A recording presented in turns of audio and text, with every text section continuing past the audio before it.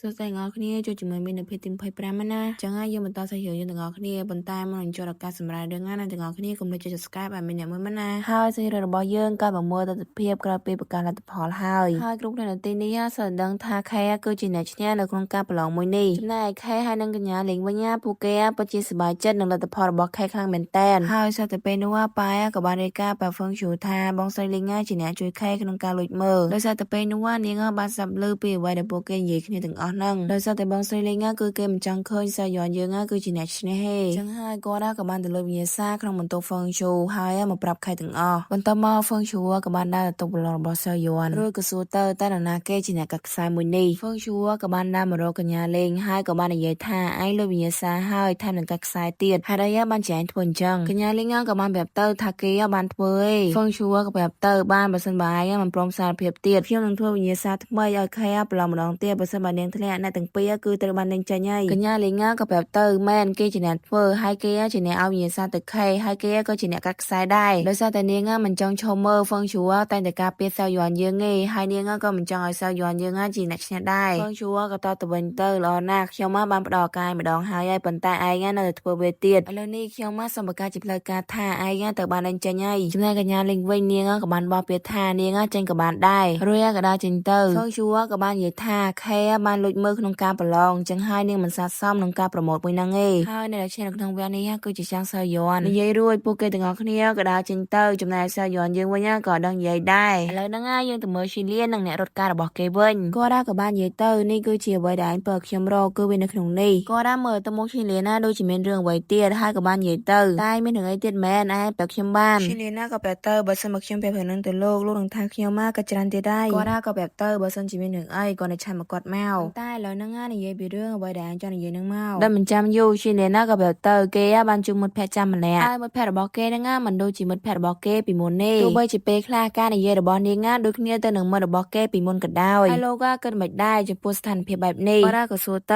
ៅតើមានណាគេយករឿងការរបស់នាងអត់ឈីលៀនយើងក៏រៀងឆ្ងល់ដែរហើយក៏សួរទៅតើគេយកមកទៅហើយគាត់ក៏ប្រាប់ទៅវាដូចជានៅក្នុងរឿងប្រឡងលោកអញ្ចឹងដែលគេហៅថាដងវិញ្ញាណពីរនៅក្នុងរាងកាយតែមួយហើយលើចឹងហើយឈីលៀនយើងក៏ចាប់ដើមគិតភ្លាមចឹងមានន័យថាដងវិញ្ញាណពិតប្រាកដរបស់នាងគឺនៅតែនៅក្នុងរាងកាយរបស់នាងឯងបន្ទាប់មកអ៊ំព្រមអ្នកហ្នឹងក៏បានប្រាប់ទៅខ្ញុំគ្រាន់តែលេងសើចជាមួយនឹងឯងឯងហេតុអីបានជាឯងយកទៅទុកដាក់ម៉េចដោយគាត់គឺចង់មានន័យថាអ្វីដែលគាត់និយាយហ្នឹងគឺវាអាចកើតឡើងតែនៅក្នុងរឿងឯងហើយមួយវិញទៀតឯងតែគិតបែបវិទ្យាសាស្ត្រខ្លះហើយប៉ុន្តែឈីលៀនយើងគេមានលេងសើចជាមួយឯងហើយគេក៏បានសួរទៅចឹងតើធ្វើម៉េចទៅបានយកនាងមកវិញបានគាត់ទៅលើចឹងហើយគាត់ក៏រៀងភ្ញាក់ផ្អើលដែរហើយក៏សួរទៅចឹងតែឯងគិតបែបហ្នឹងមែនតែវាមិនអីទេខ្ញុំប្រាប់ឯងក៏បានដែរឯងគាត់តែនាំនាងទៅជួបមនុស្សដែលនាងធ្លាប់ស្គាល់ហើយកន្លែងនាងធ្លាប់ទៅគាត់ទៅលើចឹងហើយមើលទៅមុខឈីលៀនយើងគិតថាមានសង្ឃឹមតិចតិចហើយយើងកាន់មកដល់កន្លែងនេះវិញគឺឈីលៀនគេបានខំមករកសាវយ័នយើងហើយគេក៏បានប្រាប់ទៅគឺគេមានកម្មវិធីជួបជុំមិត្តភក្តិដែលធ្លាប់រៀនជាមួយនឹងគ្នាហើយគេគឺចង់ឲ្យសាវយ័នយើងទៅជាមួយគេប៉ុន្តែសាវយ័នយើងក៏បានបដិសេធឈីលៀនយើងគឺគេខ្វល់ទេហើយក៏បានប្រាប់ទៅគេនឹងទៅយកនាងនៅម៉ោង7ហើយក៏និយាយរឿងទូរស័ព្ទមួយនោះដែររួចក៏បិទទូរស័ព្ទទៅពេលដែលបែរមកវិញហ្នឹងសាវយ័នយើងក៏រៀងលុបលឹងដែរដោយសារតែអាលីមកលួចស្ដាប់ស្ងាត់ស្ងាត់ចឹង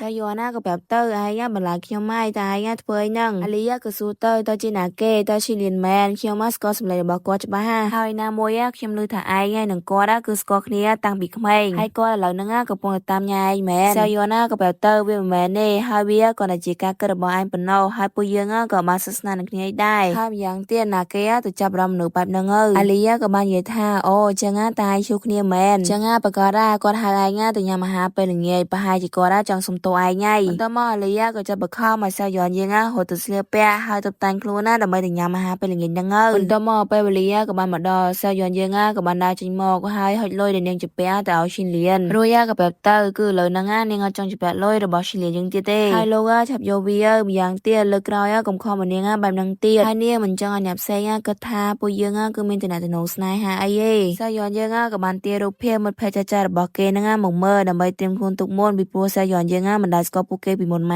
កទេហើយឈីលៀនក៏បានប្រាប់ទៅថាគេព្រាមពេកគេបានរៀបចំទុកមុនទេសាវយ័នក៏និយាយទៅអញ្ចឹងហើយខ្ញុំទៅធ្វើអីបើបានរៀបចំទុកមុនផងហ្នឹងហើយលោកមិនខ្លាចថានៅពេលដែលពួកគេនិយាយជាមួយខ្ញុំគឺខ្ញុំមិនចាំរឿងអីផងហ្នឹងឈីលៀនក៏ប្រាប់ទៅមិនអីទេបើសិនជាមានអ្វីខុសគេនឹងជួយនាងក៏សួរទៀតទៅអញ្ចឹងតើនាងគួររៀបជ្រើសបែបម៉េចឲ្យដូចសាវយ័នព្រោះអីនាងមិនស្គាល់សាវយ័នពីមុនផងហ្នឹងឈីលៀ ลีน่ากับมันแบบเตอร์เซยอนน่าคือดูจีเนียงเป็นนิงจังเซรอบอันมาแพ้ไอเฉานี่ให้เนเป็นเนียงจูโปเกคือทั่วทอมนาเตอร์กงไฟคว้าไปโปเกไอฮาเปรียมนัวเซยอนน่าก็นักเกินท่าโอไม่นายแต่รู้ว่าจงเปียกย้อมเปียงตูซับตลอดตามปนาเบก่อนเจเล่ระบชินเลียนยืงแต่ปนนอกแต่เมื่อเซยอนน่าพร้อมตัวจมูกเกย์ฮายากับแบบเตอร์เกย์หนังปรำเนียงตามกล้าวเนเป็นจอบกรรมทีโปเกต่างออกนี้ก่อนก็ยังมาจงนี้ฮาเปรียมนัวมดแพทย์บอกเกมนี้ก็มาสู้ท่าเซยอนน่าประมาณชนะไอทุบการนั่นนะดูจิคันลือเปียอยู่ไว้ก่อนจะเลิกจังให้เซยอนยืงมันดังท่ากูแต่ชายแบบมาเย่ให้กับมอเตอร์ชินเลียนเยอะชินเลียนน่ากับแบบเตอร์เกย์คือจังซียอนกับปินเรียนคือเกย์เรียนถนัดใบเยิงให้มันจะหมดเป็นงานเนียงมันไวเกย์หลังบัดเมื่อยี่ห้อทำถึงเขาชิมติดพองเลยซาแต่ดันน้ำคนี้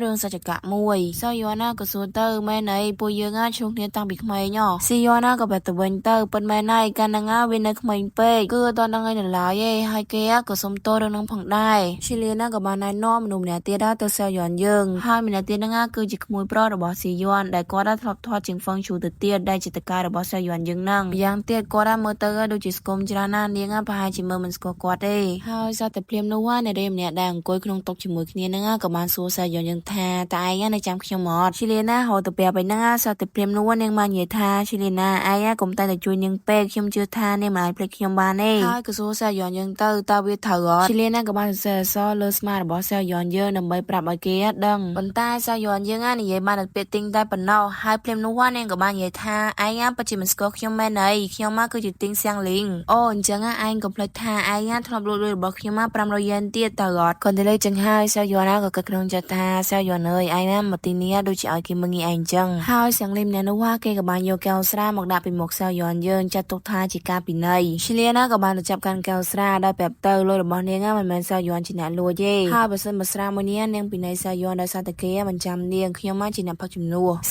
ยอนน่ากับบ้านคอชิเลียนรวยกับโซตเสียงลิมเนี่ยหนึ่งยังเจ้าทักขยมมาหลุดเลยบอลเนี่ยจนยังเป็นพ่อตางอดเสียงลิมเนี่ยน่ากับบ้านต่อตะวันเตอร์เบอร์สนิทขยมเป็นพ่อตางไอ้เงี้ยพายจิจบคงบัตรหายเซยอนกับต่อตะวันเตอร์โอ้จังอ๋อไอ้เงี้ยบ้านเราเลยบอกไอ้ให้ไอ้เงี้ยดาวจอดมาดมธนาได้เมนจิวเพียควาคาจิงไอ้จังแมนเรื่องถึงอ๋อนี่คือขยมมาจูบจรันดองหมกหายเอาขยมเตทาเวเมนปีฮัดพ่อได้ทุกคนจังตีมวยคือไอ้เงี้ยจะชินเลียนให้ไอ้เงี้ยจะมาหมกขยมหรือหมกกวาดตีเปโนคือเดซาแต่ไอ้เงี้ยเรียนมันปุกายดูขยมโดยใช้ให้ไอ้เงี้ยก็บังการเป็นโค้ชหมกขยมแล้วมาแต่ตัวบ้านชัวเจสปุกายถ้าบริษัทมันจะให้พอถึงอ๋อนังจังมีในทางไอ้เงี้ยจีมันเนี่ยจะประกาศปัญหาโดยเป็นฮัดพ่อถ้าเพียงนัวเสียงลิมเนี่ยนั่งเกย์กับบ้านจะเล่าโดนเซลยอนยิงไม่ได้เซลยอนยิงก็หุ่นวันได้ให้ปุกเกย์กับบ้านชุกเรียมือเปล่าเตอร์ไปนัวเพราะถึงอ๋อนั่งกับน้องในช่วยควาดให้เซลยอนยิงกับบ้านโดนชินเลียนยังเจนทำจังสลับปิดพองเซลยอนกับบ้านแบบเตอร์บริษัทมันไม่นักเกย์จังใหญ่เตี้ยช้ำใหญ่ใจเมามาทั่วปวดจิ้มนูหล่อไอเย่ให้บริษัทมาปิโมนักขยมทั่วเข้าขยมมาตัวปินในให้บริษัทมาขยมมาบ้านทั่วเข้าจังก็มาโมบังการขยมแบบนั่งให้เซลแต่เพลมนูเสียงเลยนั่งเกย์กับบ้านโยตมือแก้วว่าเจียแต่ดัดเซลยอนยิงรู้ยาเสียงเลยเนี่ยนั่งกับบ้านใหญ่เตอร์เซลยอนยิงแท้เนี่ยเลยบอกขยมหายแทนนั่นทั่วจะจนโดนกลัวนะหมกชินเลียนเตี้ยแต่เมื่อเกย์จุยซองเลยจุ่มนูนิ่งแมนเซลยอนกับบ้านแบบเตอร์บ้านบริษัทมันเนี่ยมันออกจะเตี้ยจังขยมซองเลยเนี่ยแล้วกับบ้านได้ชิเลน่ากับบ้านตีนได้เซลยอนยิงแต่เราตัวเองบนใต้แต่เซลยอนยิงถ่ายเอาโลกาชุดทั่วปวดจิ้มหนูลอยเตี้ยได้บ้านมันโลกเขยมมากก็มันมาเก้ในตีนิดได้ฮีโร่เซลยอนยิงกับดาวจินเตอร์จังใส่หือยิงคือมันจะเป็นนางเอกบริษัทนางนี้จงตามนามพิพิธภัณฑ์กลุ่มที่จะ follow หนึ่งจะ subscribe ไปเมมเนี่ยไม่มันนะ